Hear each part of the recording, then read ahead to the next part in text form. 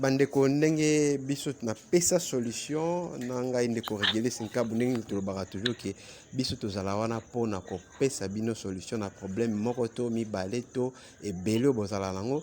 Et donc ce soir tokutani encore pona tolobela mambo etali politique na babilenge baza vraiment ko aspirer na politique oyo bayebani pe na ba sillage politique oyo présence na bango partout et faire par la kabatou et faire par la kaba politique et faire par la population et donc baza ba leader d'opinion. Et donc toko kokende déjà pour nous présenter bango on a Emmanuel Chibambe qui est membre de l'UDPS. À part Emmanuel Chibambe, nous avons Josué Bung qui est membre du Nouvel Élan. Membre Nouvel Élan, où est parti cher il y a Adolphe Muzito. À part hier, tout ça, puis Jonathan Mbuyamba, où est membre il y a PPRD. Et donc avec Bangonde, je vais passer émission, il y a pourquoi le porte de politique. Tous les sujets vraiment tu aborder sans exception aucune, tu aborder les sujets nyonso à part bateau totangi pana tu na Nera Chanera où azali membre ya mouvement citoyen benga RDC. À part ndeko Nera Chanera tu as ndeko Elvis Ntumba. Un sérieux problème de connexion. Tu as ndeko Elvis Ntumba où azali Elvis Ntumba Ouazali, coordonnateur, il y a mouvement, il y a une nouvelle société civile et révolutionnaire, section Katanga. Et donc, tous en avons déjà en ligne. Tu as Ndeko Emmanuel, Mbote na Wabisi Kozo Landabiso. Mbote mingi ndeko Julius, Mbote pe na ba co-débatteur nanga, Mbote pe na ndeko Nera Chanera. Micro-moi mingi pe tout le monde était dans le débat tout consort donc on a tenu les Congolais surtout beauté sans oublier bande surtout basant dans est et pays entre Goma na Ituri par rapport à la tragédie qu'il a subir mouvement sismique au Salamana na vent et volcan tout consort donc on a tombé les bande surtout à est et beauté mingi. Merci beaucoup Ndeko Emmanuel Chibambe. Emmanuel Chibambe, vous êtes cadre IDPS. Et donc, à part Emmanuel Chibambe, tout ça, Ndeko Jonathan Mbuyamba, plutôt, vous avez cadre et PPRD, autre PSV Mbote, na pourquoi aller là. Merci beaucoup. Mes chers frères, mes compatriotes congolais. Ngai ndeko Jonathan Mbuyamba, napesi bino mbote mingi, napesi pe bakongole nyonso mbote mingi. E na kobanda d'abord na kopesa bandeko na ngai ya Goma, Tembo, Ruchu, Este Mobimba, mbote mingi. Et na koyebisa bango bayeba ete nous sommes de cœur avec eux. Kobanda na mokonzi na biso le président national Joseph Kabila Kabange, le secrétaire permanent Emmanuel Ramazan Chadari, tous a de cœur avec vous, Otiki Binote et Tozobonde le Longo, Zambazana Bino, merci. Merci beaucoup Ndeko Jonathan Mbuyamba. Comprenez que connexion sont perturbées, mais nous sommes tenus à réaliser cette émission. Et donc, on voit en troisième position Ndeko Josué Bung, Oyazali, cadre et nouvel élan. Et donc, nous rappelons ici qu'il y a un communicateur et un nouvel élan. Ndeko Josué Bung, Mbote no bisiko zo landa biso. Lobby.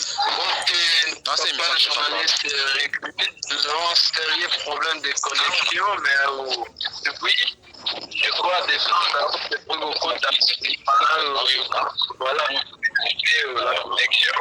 Et participer aussi mes capteurs au côté. Et je crois que Toalia. Allô, Ndeko Josué. Et on a seguido le bilango. Et donc, comprenez, cher... appartenance politique, tout ça. C'est un peu ça. Merci beaucoup, Ndeko Josué. Et donc tous appellent de connaître à Chanera ou à Oumeli quand même de connaître à Chanera mbote no bisiko zona da biso nous rappelons que aux activistes aux militants ya HRDC mbote na bisiko zona da biso. Oui, mbote papa journaliste pe mbote na ba ko débatteur nyonso na bato nyonso bazali kolanda biso. OK. Et donc to bana déjà débat na biso ya pourquoi lelo to lobaki déjà que premier sujet to problème en métalli allô vous m'entendez? Allô, oui. Et donc allô, oui. Moi je vous écoute. Bande commission ozolanda ngai? Oui, monsieur. Je suis bon de la Mouka, je te suis très bien. Ça va, d'accord. Emmanuel, tu vois que 5 sur 5. Merci beaucoup. Et donc, nous allons devoir débuter notre débat. Loi électorale, loi portant organisation et fonctionnement de la CENI. Emmanuel Chibambe, yoza membre ya UDPS. Loi wana eleki à niveau Assemblée nationale. Alors en tant que membre quand même à UDPS, tout ça nos intérêts dans mboka liboso.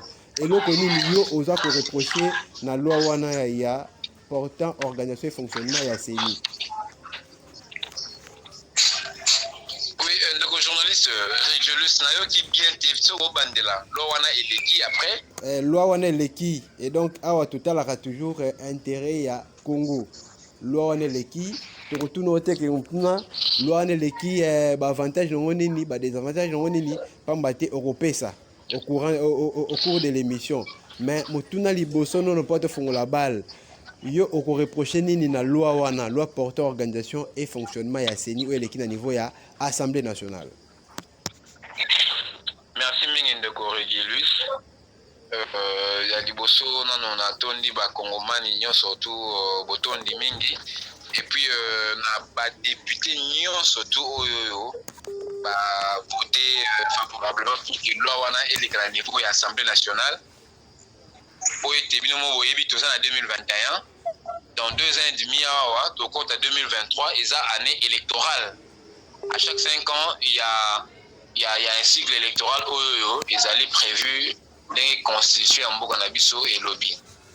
Lelo oyo biso de senga qui est loi électorale ezala modifiée en fait ezala adoptée et puis va définir un peu ba règle du jeu ende balobaka te po ete ndembo ebanda fo ba règle du jeu ezala bien établie.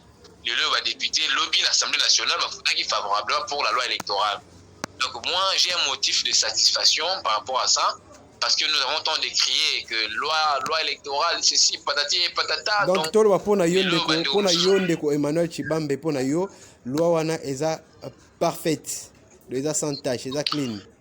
Bon eloko moko na mokili ezaka parfait, eloko moko na mokili ezaka parfait, mais soki pona ngai na koloba ete loi wana ezali malamu mingi pona ba congolais nyonso parce que tozelaki yango uta kala lelo ba député ba voter yango parce que ezana ba nungu bato misusu balinga balatisa biso ba UDPS oyo toza même pas na mot à dire na parlement parce que mutu akokamba parlement lelo aza mutu ya UDPS ite bato nyonso bayebi yango bato baza koetikite biso bato ya UDPS tolingi tosala obembo et tout consort mais eza bato misusu oyo bakokamba parlement basali ete na ensemble badéputé nyonso baza na kati ya parlement voter loi électorale pour que na ba échéance électorale oyo ezali koya na 2023 toza na loi à bonne et du fond pour que l'élection ekoya contestation ezala te mutu moko te aloba ete ngai baekartaki ngai ngai bona boye mpo nungu ezala te. Merci beaucoup ndeko Emmanuel Chibambe,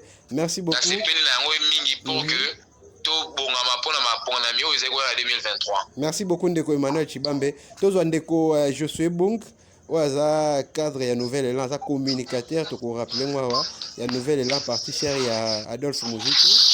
Ndeko Josué Bung mpona yo eloko nini avantage nini loi wana ezopesa na biso na mboka?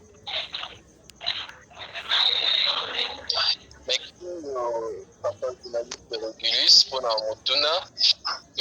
Na bandi na batana mo production moko pour na le bateau. Mon limbo cannabis total déjà parce que belé passion c'est belé électoral et dans cannabis mais est-ce qu'on doit continuer à porter la toujours pour organiser des experts d'amis préparés des dossiers qui sala qui proposition à biso la moka to bito kutana na carte moko paritaire consensuel na bando na biso afin que to réformer loi ya sérieux ba biso na maponami oyo soki to voter bana mboka ba voter puisque dans la biso élection déjà à 2 reprises bana mboka ba obima na si ambula ba oke voter mais au moins na proclamation bana mboka ba toujours dessus. Et pour ça, les établissements sont crédibles. Pour na yango, valable.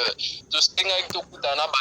Bande kufakinga ba loi pour ba signé aux annulé na 15 membres na 15 douana 6 ba 8 na majorité, 4 ba 8 na opposition, 5 wana la confession de pièces na de ba 8 organisation spécialisée dans ma capacité, papa Nangai.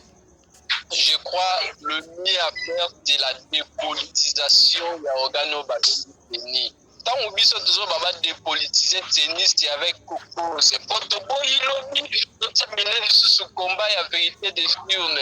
Il y a des choses par des voies consensuelles.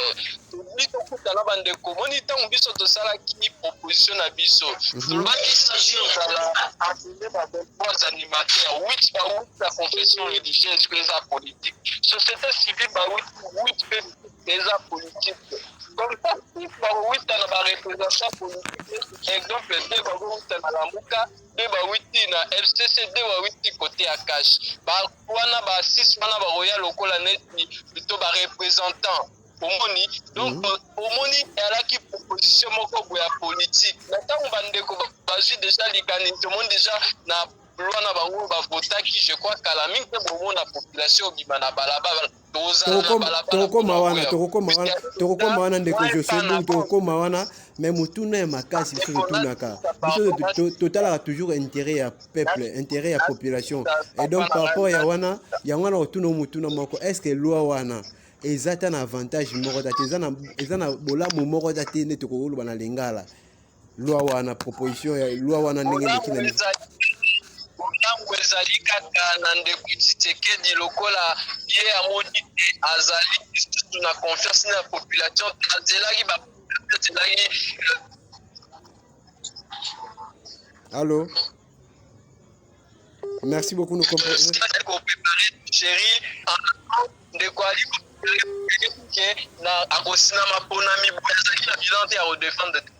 merci beaucoup ndeko José Bung totiki moi mukienanu tous appellent ndeko Nera Chanera. Nera Chanera, vous êtes là? Nera Chanera, vous êtes là? Oui, je suis là. Ok. Ndeko Yozali membre de la société civile et donc avantage ya loi wana ezali nini? Avantage ya loi wana ezali nini pour l'intérêt ya peuple?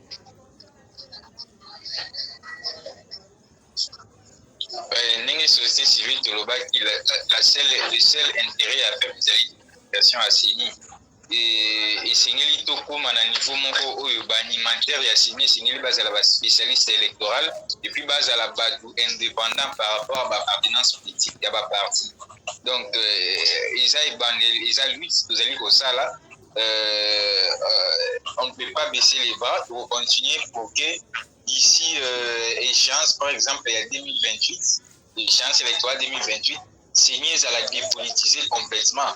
Parce que, comment est-ce que Batou va ma parti politique, il y a pour défendre l'intérêt à partir de Bango, il défendre l'intérêt de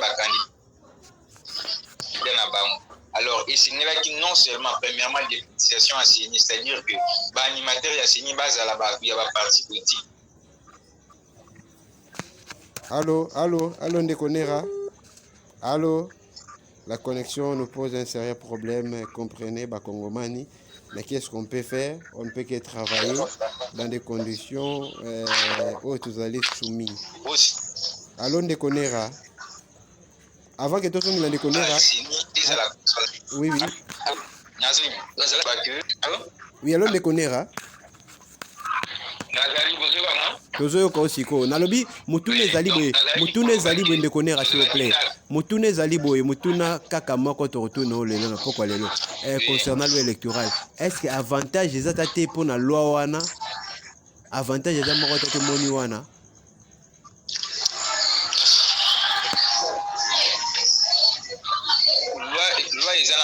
Loi ezali article belé sûrement et article ya bien ezali makasi mais ezali voté avec un chef parce qu'il faut loi wana ezala bien makasi à 90% et c'est là que ezala bien complètement et banimateur ya chéni bazala bakona bango selon ba critérium moko universel ou standard et non kotikala par exemple confession religieuse ye moko akona président ya chéni alors que confession religieuse balakisi déjà bali na bango na kokona ba président ya chéni.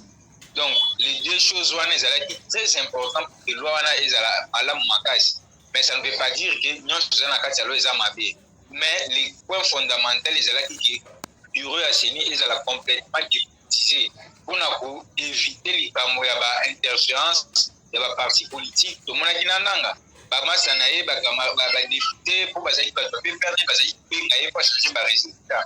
Donc raison pour laquelle dépolitisation ya chéni eza eloko moko très fondamental mpo chéni ezala réellement indépendant wana eza premier aspect. Deuxième aspect eza mpe na critérium ya kokona baanimateur ya chéni eloko wana mpe ezali koboma parce que ntango bozali kotika mwa groupe moko ya bato bapona tel animateur alors que chéni eza institution après la démocratie eza institution ezoorganize élection ezopesa image ya volonté ya souverain primaire oyo azali peuple congolais esengeli ke peuple congolais na bacouche na ye nyonso bazala représente na manière ya kokona to ya kotia bamembre ya bureau ya chéni. Merci beaucoup de connaître. Cela détienne, moi ils ont déjà voté, on admet, mais tout le monde pour l'électoral, ils allaient malamu et répondre à la cette. Merci beaucoup de connaître Chanera. Toujours Andeko Jonathan Bouyamba. Andeko Jonathan Bouyamba, vous allez en ligne? Oui, Nazana Bino. Donc, tu vous rappelez que vous êtes membre à PPRD. Et donc, pour Nabino, loi Oyo, et qui na niveau Assemblée nationale déjà, loi portant organisation et fonctionnement ya CENI, au TBA centrale électorale, place nini publiaka président de la République, mais aussi tous les autres élus nationaux. Et donc pour Nabino, avantage nini loi les européens ça, et ça européen avantage nini namboka pour l'intérêt à population. Bon, je m'en rappelle d'abord la Baïmbo Paquet, la justification vraiment. Au moment où nous parlons, ils ont déjà en otage. Et pourtant déjà toute la propriété. Toujours bien bête de Jonathan Bouyamba, ceux qui m'ont dit on s'est déplacé parce que apparemment on a battu et donc tu sais qui n'a dit non bon longue place battu bazali pour que tu yo kabino malamu. Oui, bonjour Inde. Tozio sikoyo. OK. Na koloba na Baïmboka moko biso totikala lokola ba-observateur ya mayenyesho elekaka na kati ya Assemblée nationale. Pourquoi? Parce que bandeko na biso oyo bazokamba mboka actuellement bakotisa bulu eke na kati ya institution parlement de la République yango wana loi wana baye nango lelo loi wana avantage ya population na kati ya loi wana eza te qu'on ne se voile pas de face. Avantage ya population na kati ya loi wana eza te intérêt moko pe ya population na kati ya loi wana eza te loi wana eza loi oyo etrétame déjà na molili quelque part oyo biso bayeli biso wana eza eloko déjà batraite na molili quelque part e bayeli biso yango na korapele ke il faut batika kozwa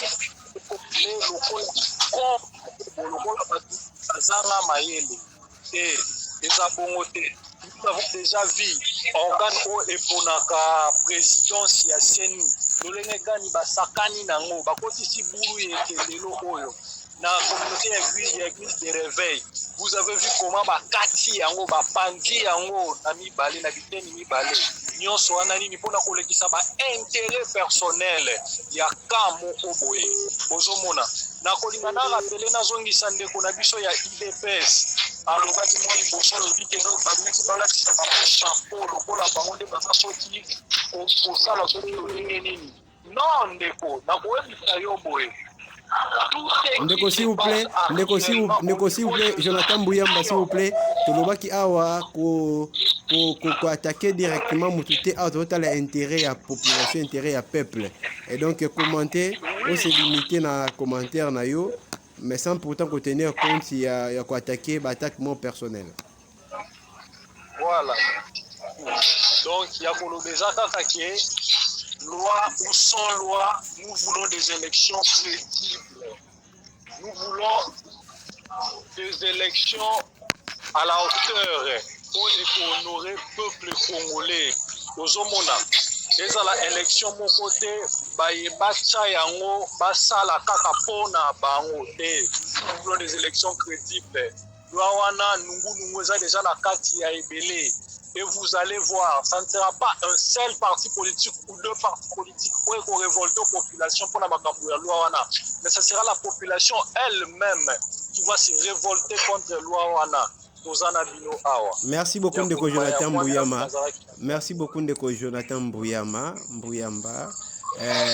Toujours continuer débat na biso awa. Tozongi supa na yo ndeko Emmanuel Chibambe. Je pense que Batubazo reproché, je ne pense pas d'ailleurs, Batubazo reproché que loi wana ezo politisé Seni. Pour Nabino IDPS, vous pensez que qu'on politiser Seni, il y a une solution pour que tous la élection crédible et totée?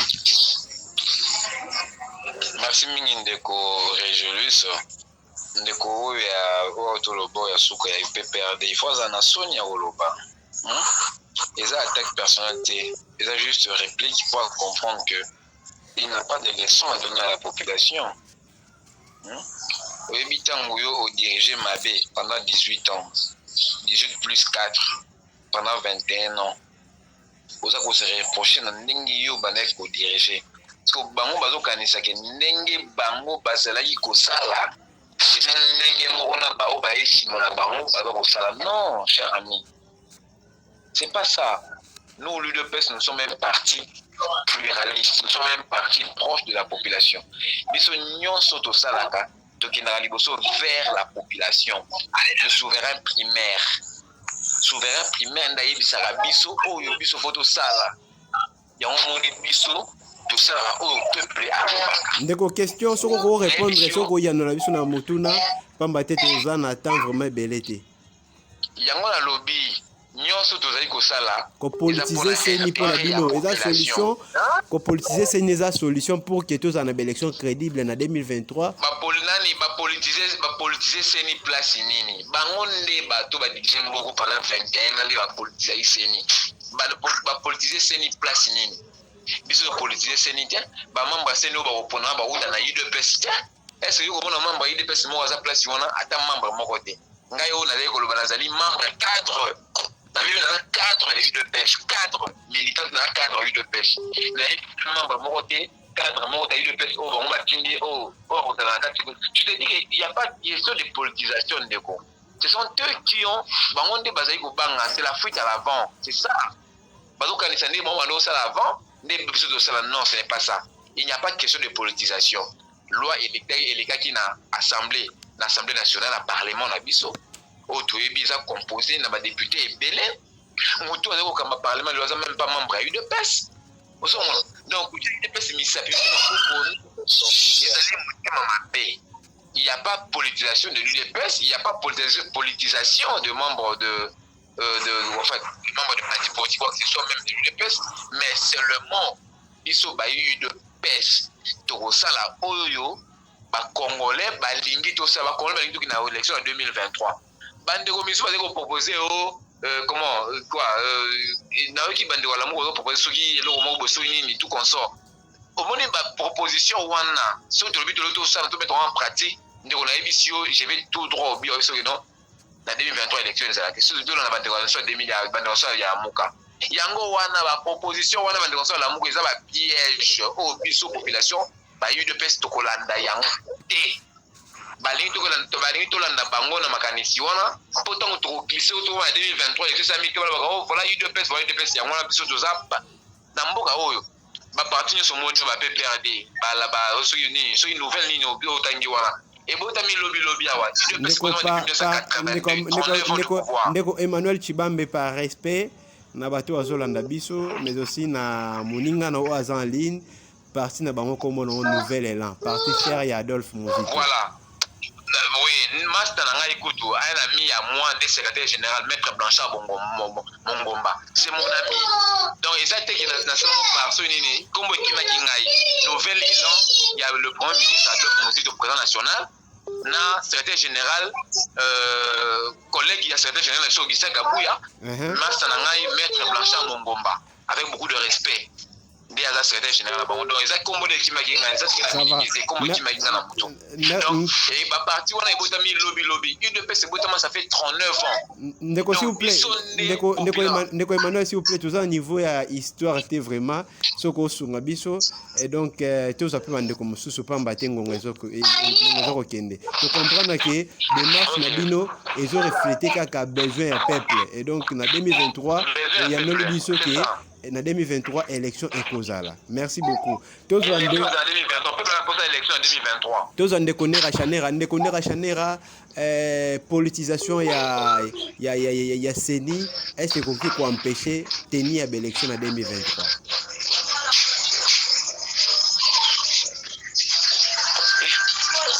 Alors il est évident qu'en 2023 oui, alors, donc, dans le but, il est évident que c'est l'élection en 2023, il est évident que démocratique au-dessus déjà. Donc, c'est le cycle, ils allaient respecter.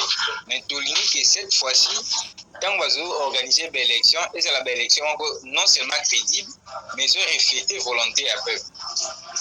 Tous les 3 cycles électoraux autour après, ils allaient faire une manifestation, une contestation.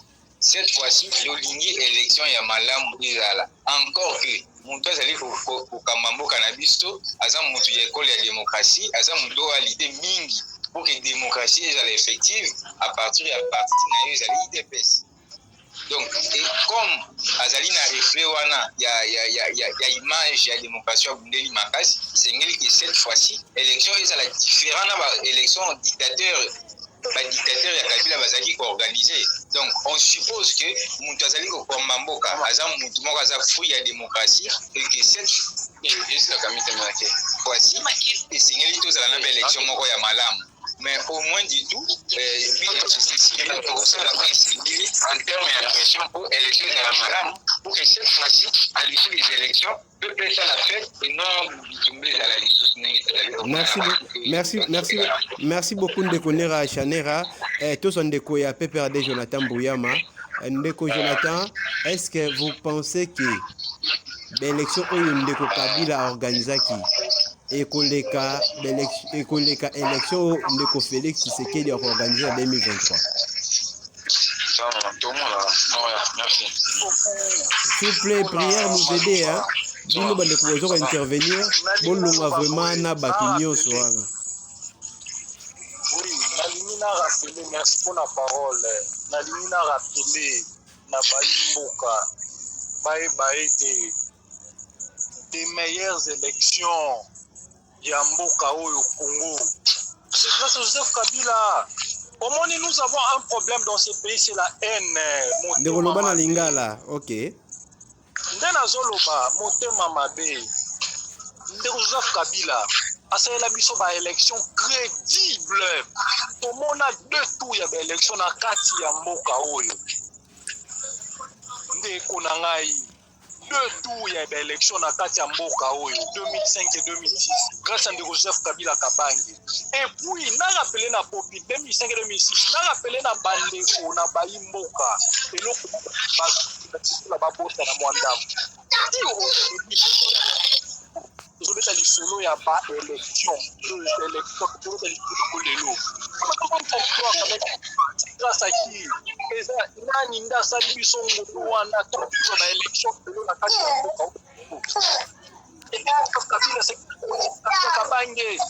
Joseph Kabila Kabange a fait de meilleures élections. S'il vous plaît, Ndeko Jonathan, s'il vous plaît, Ndeko Jonathan, avant que continue, Bandeko Bisika Bozali, Boza ko intervenir, Bandeko, pardon, Bolongwa Bisika Bana Bazali, Pambate, Eza ko zongi la biso, Toza ko réaliser vraiment une mission dans ba condition moka malamuté. Ba makele la bana ezokota, ba makele le bato bazo solo là, Eza ko arranger biso te par respect vraiment na bato ba na biso. Soto kolongwa Bisika bato ba ota makele biso doit solo là. Et donc Ndeko Jonathan azong silo maloba.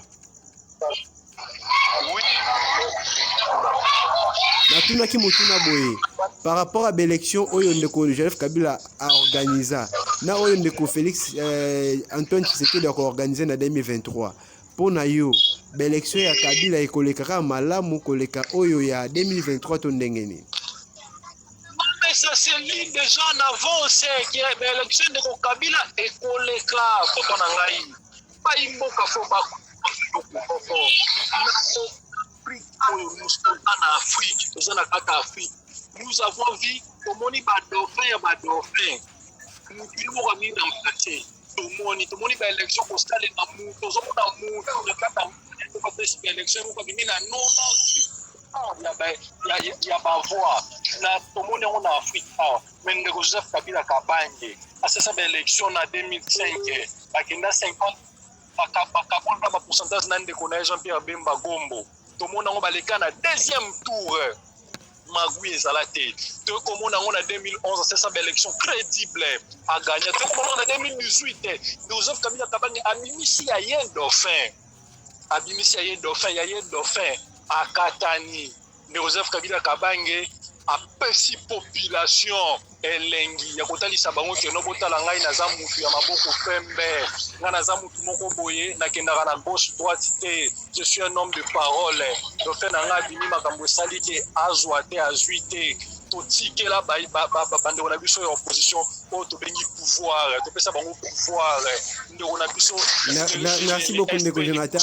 Ndeko Jonathan, merci beaucoup. Ndenge nini ba témoignage na biso faut na malamu envers ba œuvre ya modèle wana. Merci beaucoup Ndeko Jonathan. Merci beaucoup Ndeko Jonathan. Okoko sunga biso toza moto toza ndeko ya lamuka. Allô Ndeko Josué Bung. Merci beaucoup Ndeko Josué Bung wana. Tomoni loi wana elekaki na niveau ya loi wana elekaki na niveau ya Assemblée nationale et donc tokojuka loba déjà wa match déjà sili. Est-ce que vous avez la carte musu boko jouer pour que bo barre route na loi wana? Avant de répondre motuna wana na songa moi makuna ko recadrer moi bandeko na oki baluida bido mo boye. Est-ce que vous permettre de permettre, mais sans pourtant que personnaliser des débat, sans pourtant que au ça la attaque personnelle pas Bandeko Baza pour intervenir à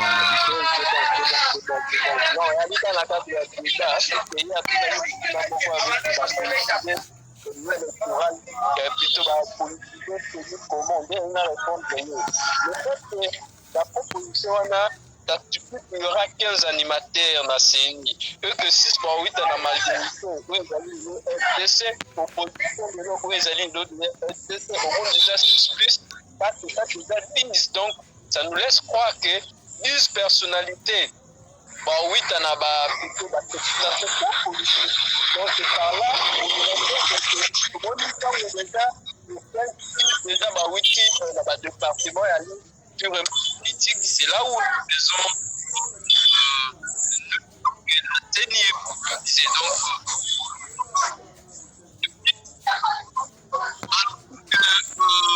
ils sont tous allés pour créer Babylone pour échapper à l'élection. Allô ndeko Josué Bunk.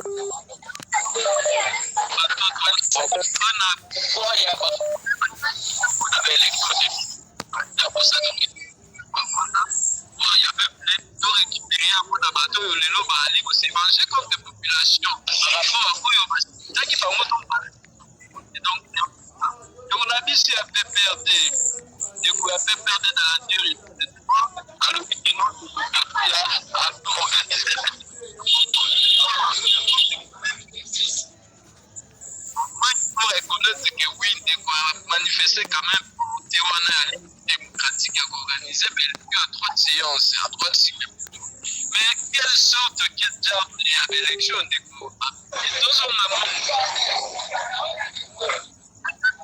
Ndeko s'il vous plaît, ndeko Josué s'il vous plaît, osunga biso répondre na mutuna pamba te tokotikala na question moko photo poser bino pe susu. Bon, nazo répondre ndeko moi 2 ministres kama mukie, 2 minutes que vous allez belé.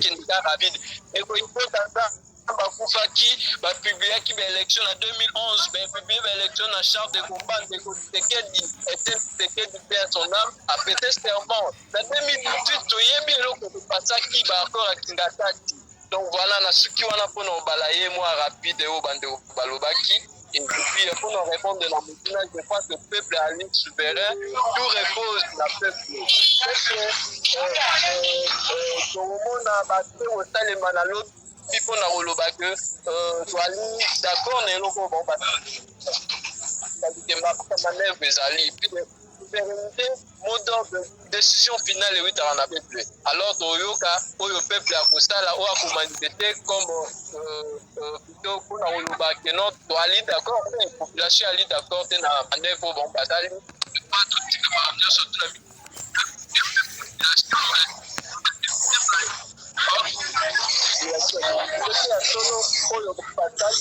assemblée pour la loi wana et oui na peuple alors totika peuple na mikolo koya to.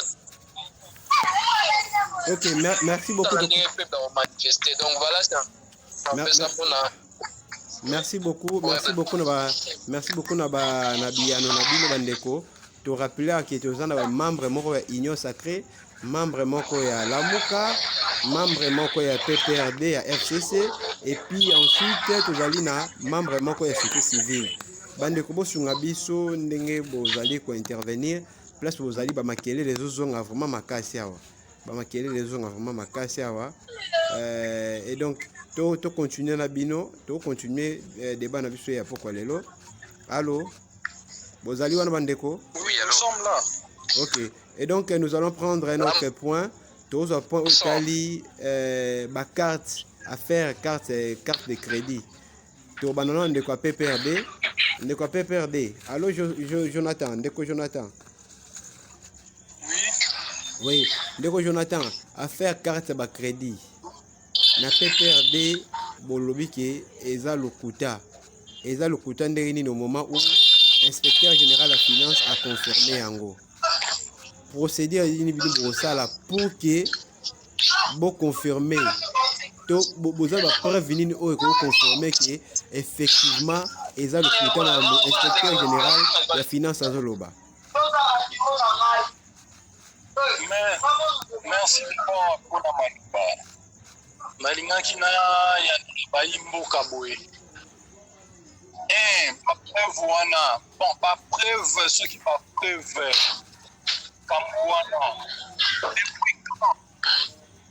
Makambo na carte générale finance ozali ko gérer makambo ya mbongo bozo tomona ba document original nango dans une émission télévisée nde place ba document ezobima.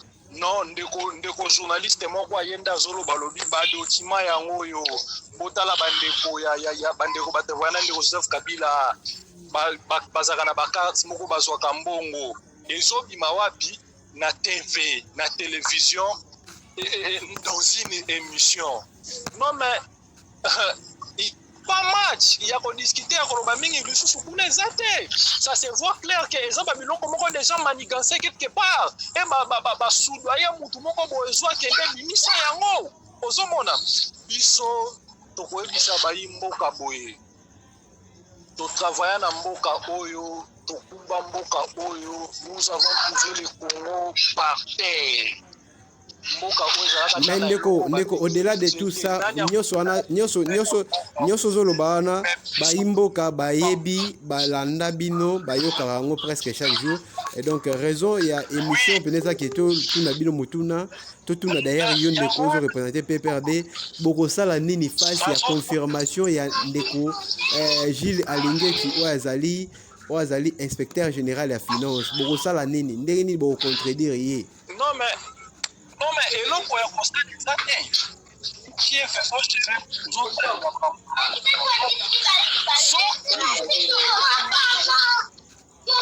des preuves tangibles mais biso toza maboko polele mais la biso ba preuve tangible tokokende se présenter na justice mais eloko etikali ya bamedia WhatsApp, Facebook, Twitter ezokomama na bareseau sociaux mais boluka biso te soki biso toza na bakarte tolela bango mbongo mais boyenda vers biso te ndenge balandaka bandeko misusu bayende vers biso te baye vers biso te mais bazolokisa oka na bareseau sociaux wana eza eloko ya kobe bazoluka babebisa juste image ya bacadre ya bandeko oyo basunga mboka oyo ekende liboso bazoluka babebisaka image ya bacadre na biso. Et donc vous êtes prêts et donc en fait si on comprend bien vous êtes prêts même à se présenter devant en fait Bazouzi. Nous sommes prêts, toza prêts pour te bien toza maboko pembe. Biso toza prêts. Merci beaucoup. Toza prêts papa, baya na ba preuve tangible. Tokende na bango liboso ya mibeko. Merci beaucoup ndeko Jonathan. Tozo appelle ndeko na biso ya la moka José Bung. Ndeko José Bung soko ko vous permettre biso tozo na ndeko nanu ya IDPS ndeko Emmanuel Chibambe, ndeko Emmanuel Chibambe, le inspecteur général a confirmé qu'effectivement quelques cadres ya FCC bazalaka na ba carte ya crédit wana. Et donc procédure nini etikali.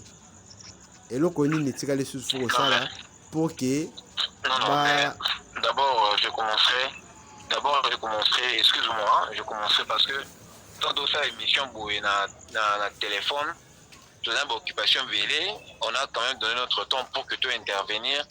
Ce n'est pas de l'aventure. On ne passe pas inutilement notre temps. Oui, oui. Dès qu'on a peur des fois, il faut respecter Batou, respecter les populations. On a bis mon groupe, débatteur, on a tant qu'il y a un groupe de gens, manipuler tout ça. Et là, on il pense qu'il va attirer la sympathie de la population. C'est noir sur blanc, c'est établi que Bango, la PPRD, Nande au Kabila, na bande on a surtout le IGF a démantelé les réseaux. Grâce à IGF, le lot Toyibike, et c'est un groupuscule. Il y a un ancien dignitaire au Israël de Kora PPRD à Sali. Bango, c'est un mboka, nous tâchons mboka comme le gâteau na Bango. Bakata moi portion moko ya mboka, bazoka mbongo l'état ndenge balingi ba ndenge lingi. Le lot IGF a développé ce qui non. Et ça, moi, quelques dignitaires peuvent faire des bateaux à 50 000 $ chaque fin du mois. Comment il y a attention, messieurs. Comprenez? S'il vous plaît, ndeko Emmanuel Kosilicaté, ndeko Emmanuel Kosilicaté, bonjour, kopesa makalisi. Ngai na silikité, nazo rappeler à l'ordre à respecter population sur la biso na radio na minute. Même dans il y a téléphone ou bien il y a YouTube. Il faut respecter la population. Ça va. Ndeko, répondre à la motuna. Ndeko, s'il vous plaît, répondre à la motuna. S'il vous plaît, répondre à la motuna, Ndeko. S'il vous plaît, Ndeko Jonathan, s'il vous plaît. Ndeko Jonathan. S'il vous plaît, je vous retire en fait la parole. Je vous retire la parole et Nandeko Emmanuel Chibambe Nandeko Jonathan. Et donc par respect na bato ba Rolanda Bino d'ailleurs, vraiment totika makambo wana ce n'est pas vraiment important. Ce qui importe c'est notre pays. Ce qui importe s'il vous plaît, s'il vous plaît bandeko ndeko Emmanuel s'il vous plaît, ndeko Jonathan s'il vous plaît, ndeko Jonathan, ndeko Emmanuel s'il vous plaît, bokoko yokanga ndeko Emmanuel s'il vous plaît, ndeko Emmanuel s'il vous plaît, ndeko Emmanuel s'il vous plaît à vous, s'il vous plaît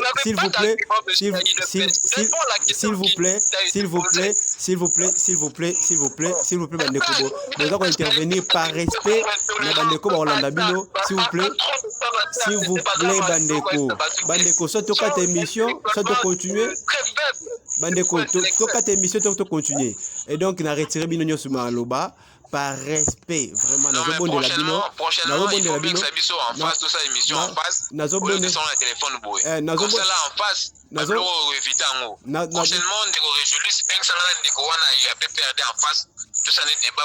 ça va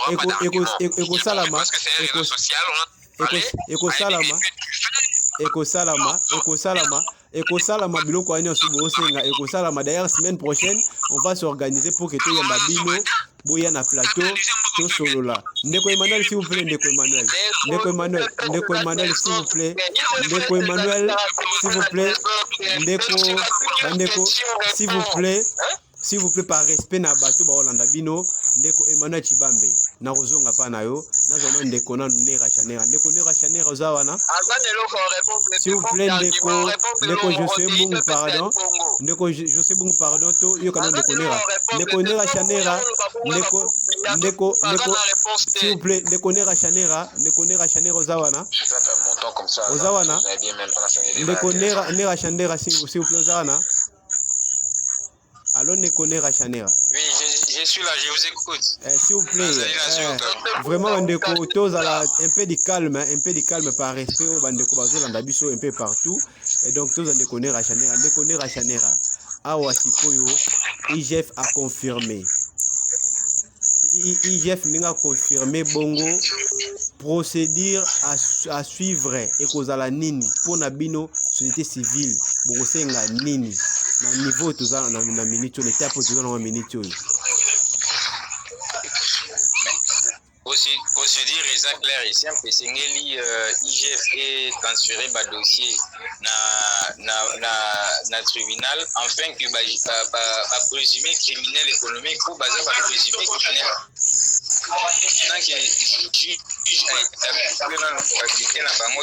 Ce sont les présumés criminels économiques. Et toujours estimé que c'est l'IGF qui transféré le dossier dans Bango à qui les droits de telle manière que base à la mis devant le juge naturel dans Bango parce que c'est inacceptable. Comment est-ce que des individus simple comme ça, basant la carte visa, chaque fin du mois, va récupérer mon compte dans caisse à l'État, c'est inadmissible. Et ça, là où tu as défendre, donc toute personne a défendre, il est complice d'un il y a destruction en Bora Oyo.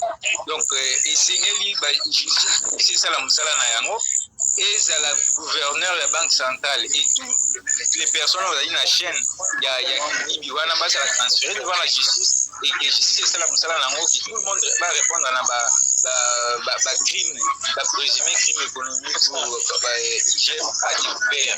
Parce que on a des alliés vraiment systématiques. Merci. En tant qu'individu, à la carte de visa, à introduire, à récupérer $50,000 à la fin de chaque mois alors que les pays souffrent.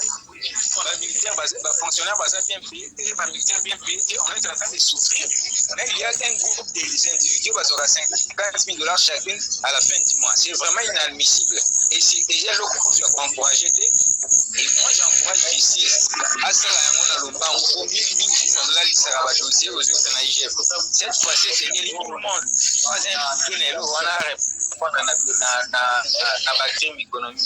Merci beaucoup Ndeko Nera Chanera. Merci beaucoup Nayo. Tozong pa Ndeko Emmanuel Chibambe. Ndeko Emmanuel Chibambe ozali wana. Ndeko Emmanuel Chibambe ozali. Oui, Ndeko Regina Zali. Vraiment, merci no mingi ndenge obtempéré. Pamba te biso tolobaka toujours que intérêt mboka nde yango totala. Toza na besoin te koloba ba individu, toza na besoin te mettre au premier plan ba coloration politique na biso et donc awa peuple nem tozolanda yo. Ndeko Emmanuel Chibambe tolobi suko totuni mutu na boye. Awa IGF a confirmé mokolo ya lelo. Procédure nini etikali kolanda pour que ba mettre ce qui si est seulement en fait cela est vrai ba mettre maboko na batu nyonso baza cité nommément na dossier wana ya ba carte visa. Ouais, ndeko Régulus neto yebi IGF ata na mission ezali administrative. Hein? Oui. Le pénal relève de la spécialisation du corps judiciaire, n'est-ce pas? Oui. Parce que c'est la droit basali, donc IGF basali musala nae a détecté qu'il y a quelques individus. Ce sont des individus. Ils ne valent pas le 105 millions d'habitants congolais au Toza Lelo. Ce sont quelques individus. Soit 10, soit 11. Comme IGF a détecté Batouana, Mbongo ya Congo chaque fin du mois. $50,000, IGF na minute soyo, na procédure normale, il faut avoir un dossier à transférer à qui des droits, ça veut dire dans l'autorité judiciaire, au bazar habilité à poursuivre fait pénal. Bango siko on est na niveau na bango bakoluka moyen ba pengisa ba présumer wana parce que ndenge ndeko camarade nanga inera autoloba tout à l'heure là ba présumer wana faut ba ya ko répondre soki baza innocent ndenge camarade na bango za en ligne azolo ba innocent basa ba congolais procès ozala bako établir ba fait que non en tout cas IGF à cause de libatu ou soit IGF a ça raison si ils ont raison bako relaxer bango mais ceux qui baza concernés qui baza coupables ils seront punis pénalement. C'est ça ce que moi je demande. Merci beaucoup. Il faut vraiment procéder qui ne dit pas. Puis biso tous la leader d'opinion. Déjà pas de demain, c'est même ma tokole kanama média pour que problème on a fait qu'il na ba instance judiciaire ou ba habilité à Rolanda ba pose. Parce qu'on peut comprendre beaucoup la chose pauvre. Moi individu moi batu so 10 5 so 15 ba kamboka ba Congo en otage. Bon ba za nani. Et puis ba Uganda, so ba Zambie, so ba Rwanda, so ba peuple congolais. Merci beaucoup. Ndeko par respect, merci beaucoup. Par respect na batu ba Hollanda biso. Et donc tous ndeko na biso je suis Bongo Azali communicateur ya Nouvelle Élan. Ndeko je suis Bongo en ligne. Oui, na en ligne. Ndeko je suis Bongo ton moni awa bandeko ya IGF. Bandeko ya IGF ba aussi confirmer mokola lelo que effectivement ba carte visa wana bato bazaki nango bando salela ngo pona bino la muka boza pour ou contre parce que tu dis que IGF azo sala pe pona makamunya suzo le karane za rapona intérêt mboka selon bino boza pour bien contre yango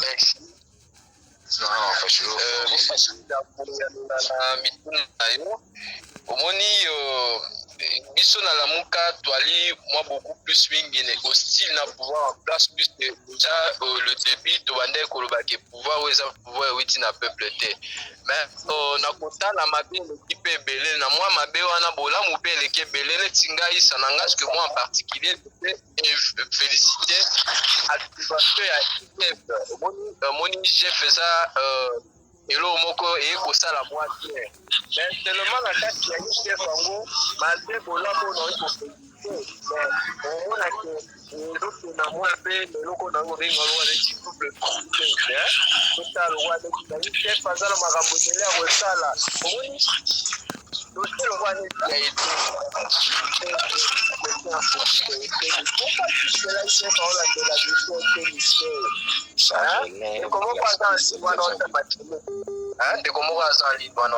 été donc je disais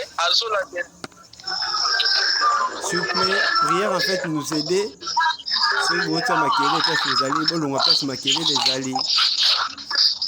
Pour notre engagement, nous allons bien, malam.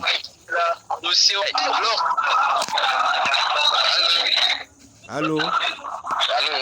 Oui, allô? Ndeko José Bung. Oui, Ozana Maloba.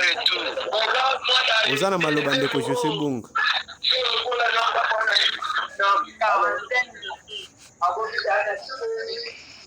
Nana parole. Hein? Oui, aux la parole de Josué Bongo. Alors, je disais ceci. Et voilà, je disais ceci. Régime la Kabila, elle a dit la rationalité de l'impunité. Donc, ça dit, on doit y ndeko wana toza niva histoire soki kokosunga biso na motuna orépondre biso kaka mbala moko parce que tokomi daka kokende na suka. Allô? Allô? La connexion pose un sérieux problème. Bandeko bo comprendre que toza vraiment de plus en plus, mais pas bateau bénéficier d'un mbongo à l'État et puis population en moins passé. Donc voilà, c'est un peu ça. Régime, je crois que sur le déjà au sommet de dépassement budgétaire, il y a eu mon nom de président de la République. S'il vous plaît, de Josué, Eza à l'ordre du jour, s'il vous plaît, Eza à l'ordre du jour. Tout ni est-ce que Bino Lamuka Boza pour ou contre position IGF? Allô? Allô, ndeko Josué. On a un problème à connexion, hein? Oza, oui, Bino Lamuka Boza pour ou bien contre? Question, on a un problème à connexion, papa. Natuni Boye, Bino Lamuka Boza pour ou contre position prise par l'IGF? Non, contre moi en particulier, hein, personnellement plutôt, j'apprécie l'activation à IGF. Mais on a engagé la montage contre, en tout cas, nous ne sommes pas concernés puisque nous voyons que l'activation à IGF c'est bien. Mais IGF, on a activé les hommes là où nous sommes contre. Donc voilà, on observe. Merci beaucoup de comprendre que Bino Boza la position morote par rapport à nyonso au IGF azosala. Et donc je ne pas ndeko Jonathan Mbuyama, ndeko Jonathan aux en ligne. Ndeko Jonathan azana perturbé en ligne. Tous en ndeko Josué Bong, dernière parole na yo, dernier mot na yo pour na débat lelo. Et donc liloba moko pona ba kongomani nyonso bazolanda yo. Allô? Allô, ndeko Josué Bong. Allô? Ndeko Josué Bong, allô? Allô? Allô, ndeko Nera? Ndeko Nera, aux en ligne? Allô? Ndeko Nera, comme na suka pena émission na biso pona lelo, to kosenga na yo oloba opesa liloba na yo suka pona ba congolais nyonso bazolanda yo. Ils ont mobilisé la population pour être exigeant envers le gouvernant. On a un principe fondamental de la démocratie pour bateau basali pour Kambambo, basali redevable envers la population. Et c'est les populations qui exigeant envers eux pour être bango pe na to na bango basala musala ndenge sengeli et puis basala redevable envers la population na action que basali commettre en place.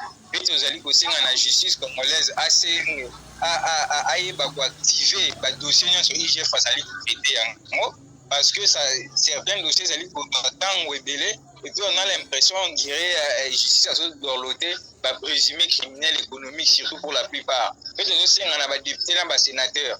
Rien ne sert à couvrir les camarades na bango to bandeko na bango bazali va présumer. Allô? Allô, ndeko Nera? Allô? Constitution pour être la constitution balongola et lokoya. Allô? Oui, allô, tozo ka yo constitution ba modifier pour nini? Donc nazala ki koloba et c'est il va modifier constitution pour balongola aspect wana ya immunité. Immunité les ouvrir ba criminel économique et belé.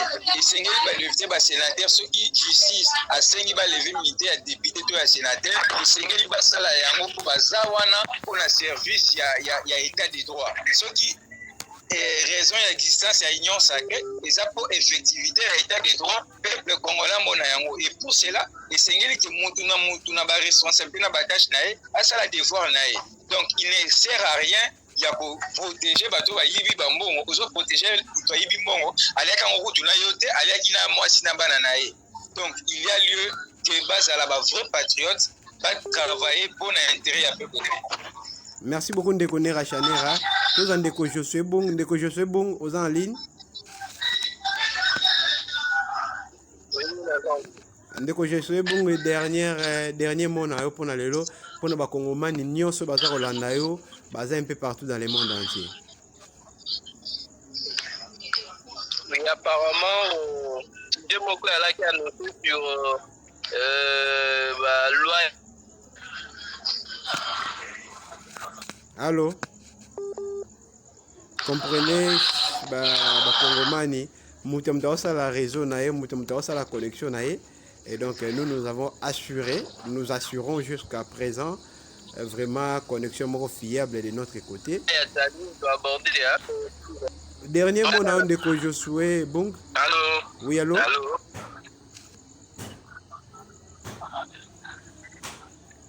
Allô Ndeko Josué Bong.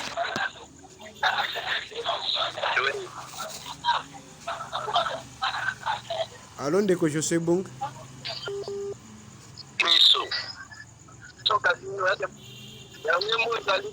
Oui.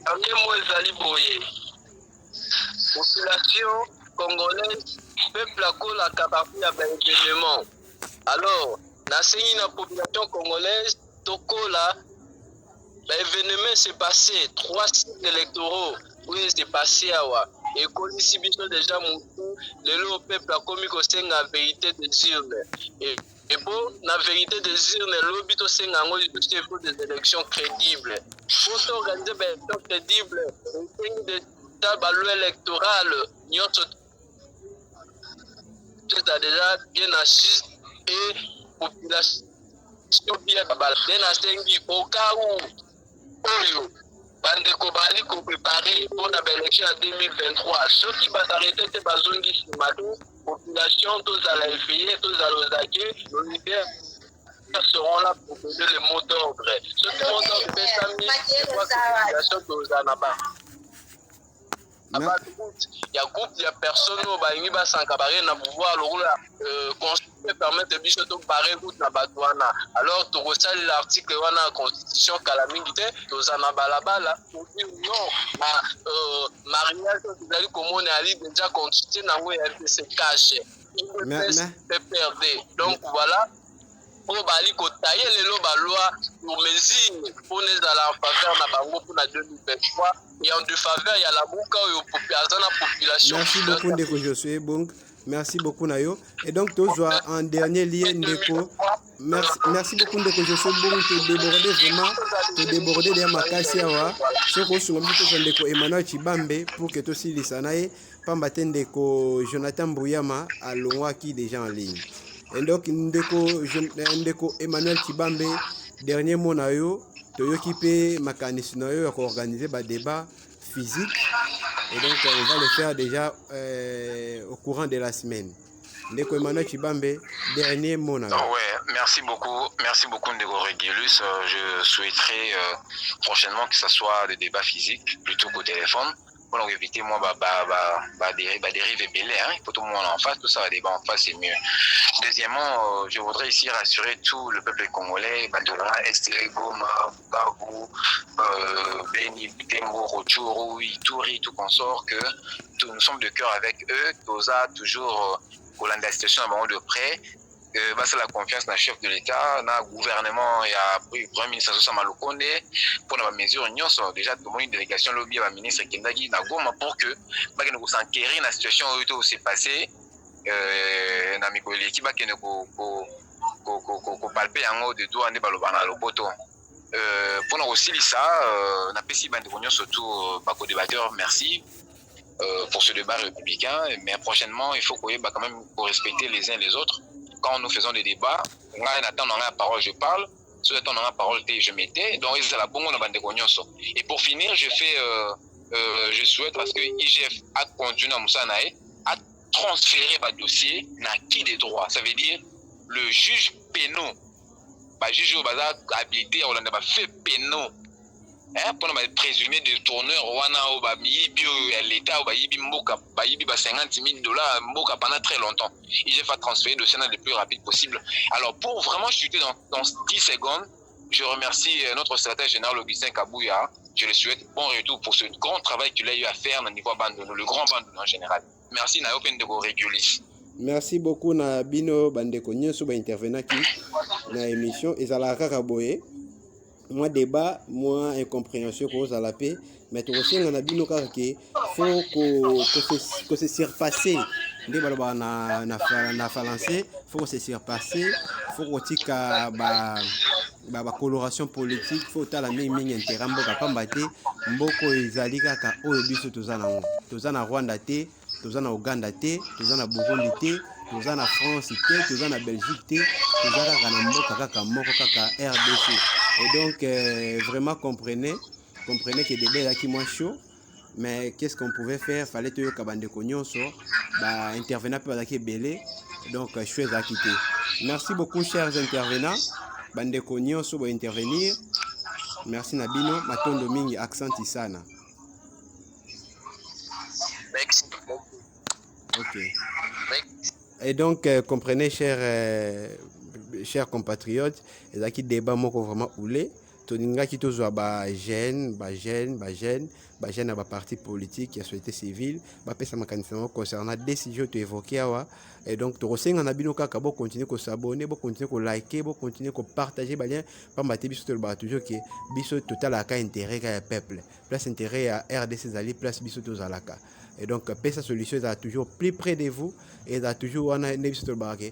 PESA Solutions à la gagne de réguler 5 bouteilles à la de comment retirer son lot. PESA Solutions à Bakongomani Nyonso. Et donc, beaucoup